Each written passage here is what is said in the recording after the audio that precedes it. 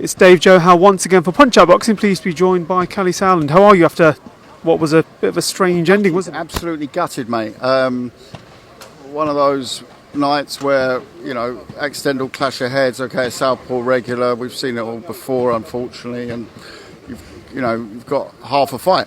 So I think both fighters are deflated. I think from our side, we saw that Harlan belongs at the absolute world top. But it's 6 rounds. Both guys would have had a 12-round strategy. That's like playing a 90-minute football match and only seeing 45 minutes of it. So it's not ideal, obviously. And I also feel for the people in the venue who were. I think it was a scrappy opening, and we were moving towards a good fight. You saw them both land some decent leather. Very, very even at the time of the stoppage. Yeah, I mean, I wouldn't say the fans were robbed, but they were, they didn't get what they wanted in the end, which it is what it is. But do you think that when Harlan raised his hands, he did enough? Do you think it was because he clearly thought he kind of won? You can't, to say he did enough. I mean, no one planned on that fight. So if you plan a fight, you plan it over 12 rounds. I think he's going to give himself those close rounds. There were enough close rounds to give it to him. Absolutely. Am I going to start arguing about the decision on a fight that's been stopped early?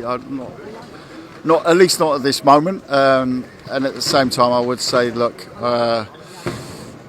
both guys deflated. I don't really think even if we would have got the nod, it wouldn't have felt like a win, and it certainly doesn't feel like a loss. So we roll again.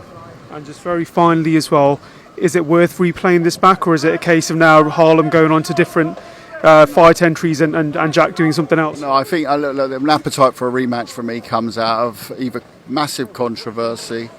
Don't think there's massive controversy here tonight, because I don't think the decision's going to play too much of a role in the future of either careers. I don't think anyone has lost or gone backwards tonight.